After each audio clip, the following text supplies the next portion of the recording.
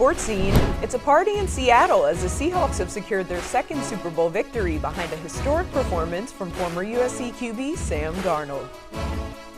The must bus keeps rolling as USC men's basketball gets the win over Penn State in exciting fashion with the help of Elijah Arenas. And USC's Lacrosse opened its season with a win over the Golden Bears.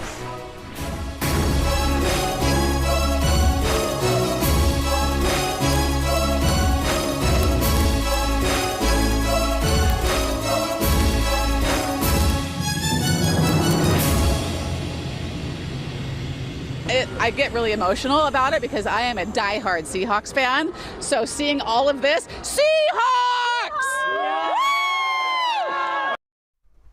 Welcome to the season premiere of Sports Scene. I'm Nikki Thomas. I'm Kyle Lokay. And I'm Alana Morgan. Former USC quarterback Sam Darnold made history on Sunday as the Seattle Seahawks pulled out a 29-13 win over the New England Patriots for the franchise's second Super Bowl victory. Darnold went 19 for 38 for 202 yards and a 16-yard touchdown pass to A.J. Barner, ending the playoffs with 0 turnovers after leading the league with 20 in the regular season. With the win, he became the first USC quarterback to start in and win a Super Bowl at the position. The Patriots unfortunately continued their playoff trend of not being able to protect second-year quarterback Drake May. I mean, look how Seattle was eating. 6 sacks, 2 interceptions. That New England offense just wasn't going anywhere. This defense forced punts on 8 of the Patriots' first 9 possessions, recording a 51% pressure rate while only blitzing 17% of the time. Now that's the definition of hearing footsteps. No Isley brothers. They didn't even have to send 5 for May to feel the heat. For more on that electric Hawks defense, let's send it over to Liam for X's and O's. The newfound dark side Seahawks defense has brought back a phenomenon everyone loves, the next great defense. The nickname, highlight takeaways, and numbers, but a great defense is defined by sustainability, and that is where the Legion of Boom enters. Welcome back to X's and O's. I'm Liam Irvin. Let's break down this Legion of Boom defense many are forgetting in this time. Cover 3 Seattle defense. You're going to have 6 guys in the box, 2 middle linebackers. You're either going to send all 6 or you're going to send 4. Corners up top are going to play physical, press coverage, and you got your playmakers over the top, Cam Chancellor, Earl Thomas. This is MVP Peyton Manning, 2014. He checks his coverage, good protection, and look at this drag route right here from Demaryius Thomas. Open pretty much, 2nd and 7, trying to get a chunk yard, 5 or 6 yard play. Manning has the same intention with Thomas, but they forget this is the Legion of Boom. Cam Chancellor out of nowhere knocks him down. Same, little different here. Remember I said 4 or 6. This is going to be the 6-person look. They're going to send the house on a 3rd and 7. Peyton Manning's going to have to get the ball out as quick as possible. And Julius Thomas on this streak route is going to be pretty open. But with the pressure you're going to see right here from Manning, he's got defenders breathing down his neck. Look at this. 3 guys in the area, 2 more are coming. And Manning's going to feel that, have to get the ball out quickly. Finds Thomas in an open seam, but he overthrows him, and Cam Chancellor with an interception. In 2013 alone, they allowed the fewest points, the fewest yards, and forced the most takeaways in the league. That Broncos offense featured broke records for points, touchdown passes, and had MVP Peyton Manning on their team. The Legion of Boom didn't just win, they made historic offenses look ordinary. And until the dark side can do that, the standard still runs through Seattle. Nikki, what do you got? Well, we see the Legion of Boom was so dominant. We lived through that. We saw how aggressive Seattle's defense was this year. Which group you guys think was better? You know, I'm going to go with the Legion of Boom. I think Liam said it. They were the blueprint for this dark side's defense that we're seeing now. And I feel like they've been stronger. They were physical. They were more dominant. And the dark side's good, but it doesn't compare to the Legion of Boom. Yeah, I'm going with the Legion of Boom. I mean, Liam's got me hyped up. I'm ready to, put me in, coach, because that defense between 2013 to 2015 had Bam Bam Cam on there, Richard Sherman, Earl Thomas. You couldn't even throw a ball near them. You knew it was going to get picked off. I'm going with Legion of Boom. Dark side is good, but they're not them. They paved the way for the dark side, so I'm going with the Legion of Boom. Yeah, I mean, like Liam said, look at the competition. We got MVP Peyton Manning versus second-year Drake May. I mean, nothing against Drake May, but that Legion of Boom is just a little different. It's a little different. Well, with Super Bowl 61 set for SoFi Stadium in Inglewood next February, fans of teams across the nation are asking themselves, could this be our year? The must bus keeps rolling after USC men's basketball keeps its win streak alive on the road after an exciting finish over Penn State this past Sunday. The Trojans kept it close in the first half, only going down by 4 points heading into halftime. Then in the second half, the Trojans kept fighting on until the last second, literally. And that's when Elijah Arenas does it himself to get the go-ahead layup to escape with a 77-75 win over the Nittany Lions. Elijah's been phenomenal. Obviously, we wanted to put the ball in his hands at the end of the game. He made a couple big free throws. And then, he's stumbling and still figures out a way. We did not want to settle, and super proud of the fact that as a freshman he took some contact and didn't settle. The thing was go to the rim, try to put pressure on the rim, and if we could draw free throws attempted. I think Elijah's got his groove back, and after this exciting game winner, the Trojans now look to face the Ohio State Buckeyes in a Big Ten Conference matchup. The Buckeyes are currently 15-8 on the season and 7-6 in the Big Ten. The last time these two teams played each other, the Buckeyes got the best of the Trojans, winning 87-82 last February. Ohio State is currently leading the all-time series 5-3 over USC. Now let's take a look at some of the upsets that happened this weekend. Number 11 UNC got the upset over number 4 Duke in a wild fashion. The Kansas Jayhawks give the Wildcats their first loss of the season. Number 13 Purdue just squeezes by number 7 Nebraska, and an unranked Wisconsin team gets the win over number 8 Illinois. USC women's basketball is trying to keep the ball in their court as they look to continue their win streak to 5 after their win over Illinois this past Sunday. I think the Fighting Illini was hearing those saxophones because Jazzy Davidson came to play. She led the women of Troy with 27 points and 8 assists, with Kennedy Smith following up right behind her with 20 points and 7 rebounds. Since we're in February talking about basketball and celebrating Black History Month, we're about to roll into March. And we know what that brings, the madness. That's right, March Madness is coming up, so I want to ask you guys what your prediction is. But first, I'm going to start. I got Arizona winning the whole thing. Look, I know they got the loss to Kansas, but look, they've been dominant so far this season. They have more than 4 players on that team. They could at least get 10 points a game. Braden Berry's burying everything that he can see. I don't think anyone is going to stop them. Who do you got? I mean, you failed to mention they got the loss to a Darren Peterson-less Kansas team. You know what I'm saying? Cole Pete with the 6-point game at 31 minutes. Look, every dog That's has a his little day. tough. Like, you got some good scores, but 6 and 31 ain't going to do it. Me, I'm taking Duke still. Now, listen, we got that tough loss to North Carolina. That's to be expected, y'all. Tough rivalry game heading down the street. It's always going to be scrappy. I'll take that loss on a last-second 3, and they didn't move down in the AP polls at all. Excuse me.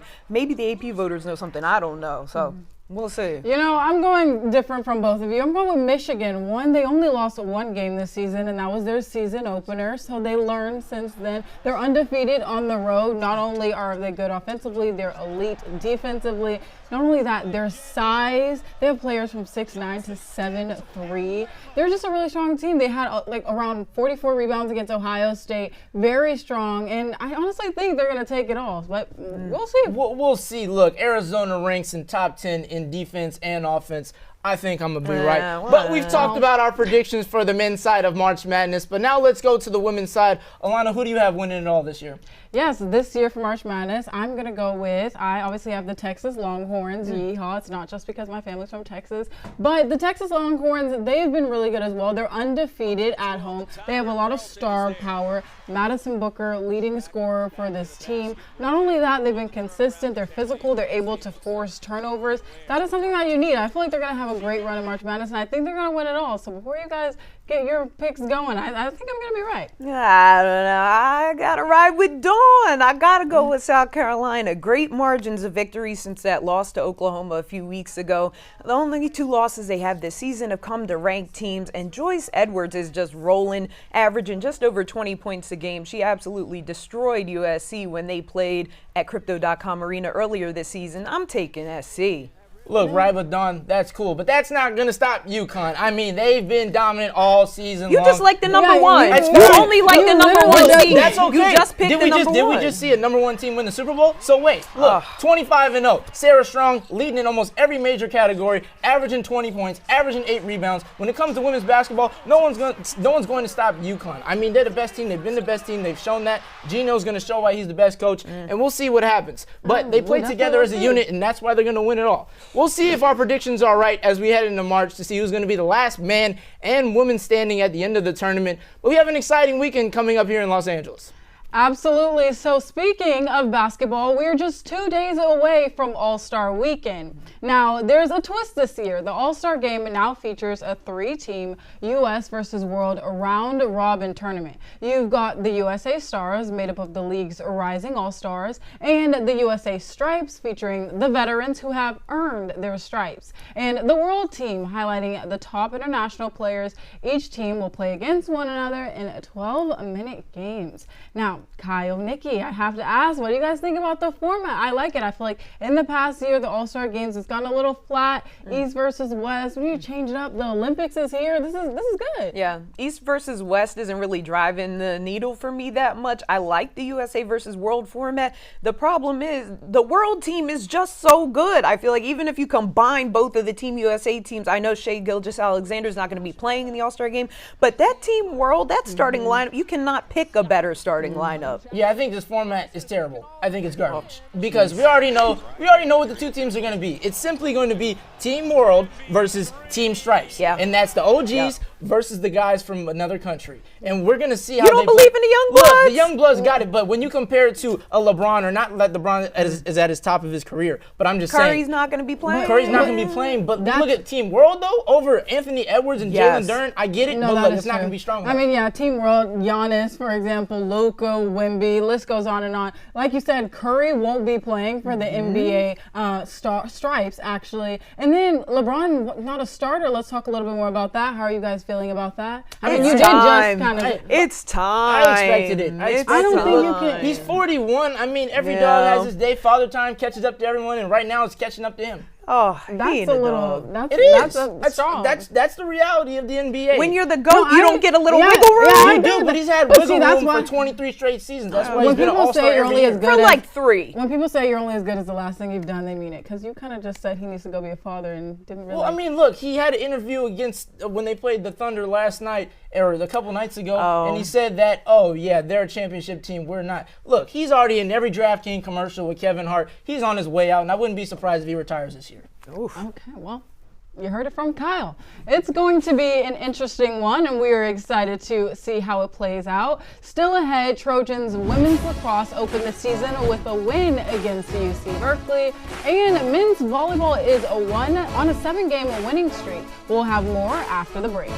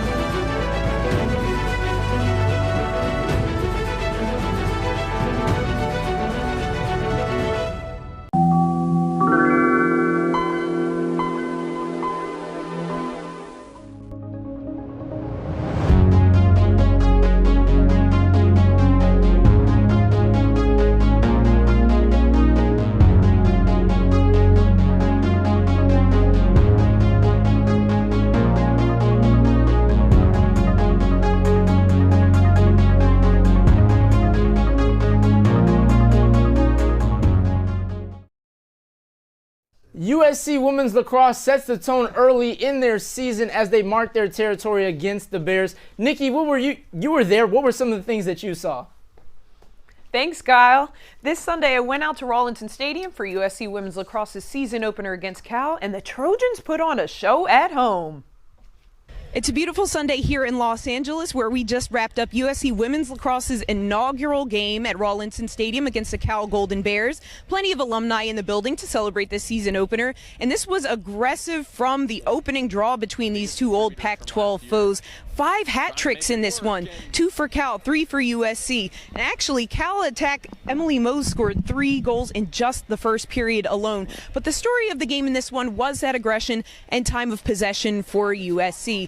About a 21-minute stretch in the middle of the game where Cal didn't score a single goal, and USC just poured on the offense, right? Hat tricks from Kaylee Fravert, from Reese Robinson, from Vivian Luthold, who actually scored 4 in this one, ending up in a 16-9 victory for USC as they move to 19-1 all-time against Cal. Yeah, it's exciting. Having new players step into new roles. Obviously, Viv being one, got her first start today, and to come and produce the way she did is really exciting. And they're really working together. I think we had 8 different goal scorers on 16 goals, so that's hard to stop. And so we want to keep that production, spread out when we can, but give the ball to people when they're playing well. It was amazing. I think coming out in this brand new stadium, it was so surreal, and our whole team, we put in the work, we put in the preparation. We came out so strong initially in our preseason, beginning of January. It was so exciting. For Sports Scene, this has been Nikki Thomas, sending it back to the studio. Thanks, Nikki. Women's lacrosse will look to add another W in the win column against Denver this Thursday at 6 p.m. Make that 7 straight wins, as USC men's volleyball is currently 7-0 to start the season for the 2nd year in a row. 4 Trojans recorded double-digit kills in one of their most recent games, and head coach Jeff Nygaard spoke about the Trojans' current success. And tonight, our block and defense was where we needed it to be. We had 13 blocks in a 3-game match, 22 digs. I feel like that side of the ball was doing a real nice job for us, and then we had some standout performances on the offensive side. I think Noah did a real nice job on the overhead for us too. So a lot of good stuff from the team. The Trojans are currently ranked number 4 in the AVCA preseason poll after recently sweeping number 15 UCSB and defeating number 16 CSUN, helping solidify their position. Well, the Trojans are just getting started, and they'll keep that momentum rolling. But for now, Nikki, what's the update on this week's 5-day forecast?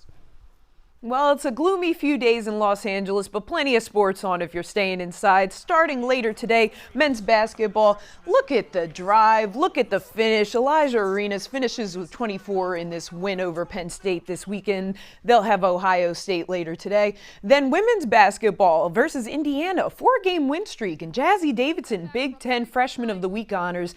They still have to see Ohio State and UCLA later in this season.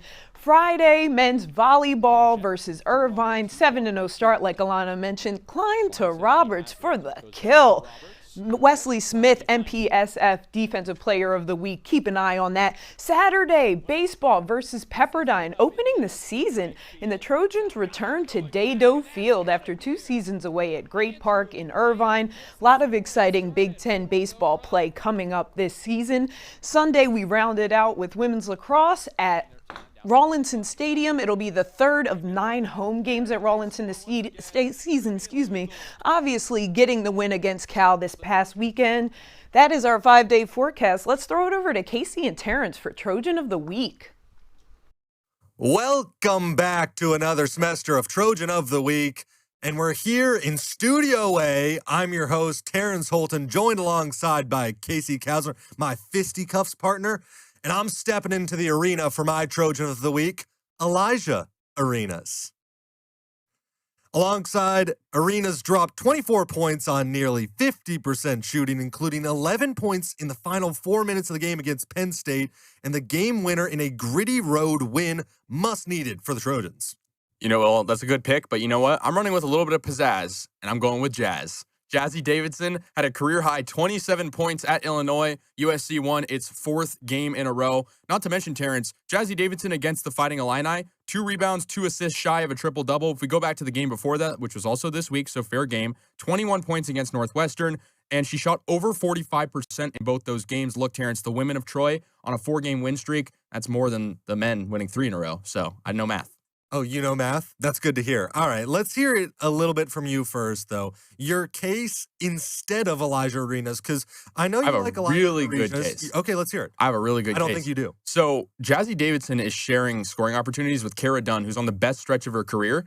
Elijah Arenas is all alone right now. No Chad Baker-Mazara. He's injured. Rodney Rice has been out. Okay. He has the floor is yours. Okay, but there was also three other people on USC who had double-digit points that game. Double-digit points don't necessarily mean a good game. But they had good scores. What do you have to say about Kara Dunn, I'm just saying there's other scores there. You're saying that there's no They're scores? not stars, though. They're yes, they're scores. Scores and stars are Woods, different. Jacob Kofi, they were all great. Those are not stars. Ezra Asar was also very good that game. Those are not all stars. double digits. Kara Dunn, it could be a first-round pick in the WNBA draft. Okay, yeah, fair enough. But let's talk about an actual first-round pick in this year's NBA draft, Elijah Arenas. Back-to-back games. I'm not counting the 29-point game. That was last week. We're not counting that. You want to talk about clutch? Let's talk about Elijah Arenas' clutch. 24 points, 11 points those final 4 minutes. The game winner, Casey, the game winner. Against Penn State. They're one of the worst teams. A road win is a road win. Yes, it's a bad team. They got down. He pushed them back by himself. But if Chad Baker-Mazara plays that game, there's no chance for him to do that. That's what I'm saying. It was because the floor was his. I don't think Jazzy Davidson has to share it with London Jones and everyone else. He's taking advantage of the situation at hand. It's not his fault that Chad Baker-Mazara is injured. He's taking advantage of that. It's his fault, but it's not his fault he's not Trojan of the week. What does that even mean? That doesn't even mean anything. Yes, it is. It means a whole lot. That doesn't mean anything. He was clutch, 24 points. He's going to be a first round 27 pick. Is more than 24. I guess it's a couple more points, but they got down. Jazzy Davidson didn't get down by a lot of points. USC down 12 against Penn State. I'm going to say 4 wins is more than 3, but that's all the time we have for Trojan of the Week. Let's send it over to Nikki for what's next. Still ahead, we'll preview USC baseball as the Trojans are set to open their season with a homestand against Pepperdine in a long-awaited return to Dado Field this weekend. And we're wrapping up the first week of Olympic action at Milano Cortina. We'll check in on the medal count and let you guys know which events we're most excited to see.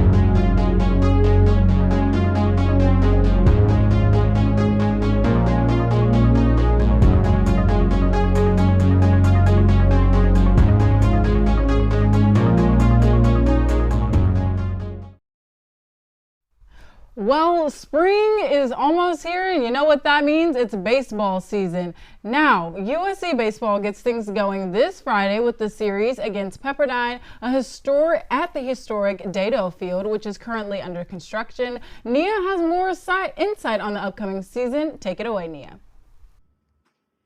After 2 years in exile, USC baseball is finally coming home. The Trojans will open their season this Friday at a completely rebuilt Dado Field. The team lived on the road. Bus rides at dawn to practice at a junior college field, home games 45 minutes away in Irvine.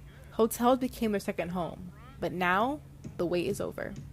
I think a few descriptive words would be like thankful, grateful, excited, The last couple of years, we've just kind of been vagabonds, so to speak. The new Dado Field features state-of-the-art training facilities, a stellar clubhouse, top-of-the-line grass, and more.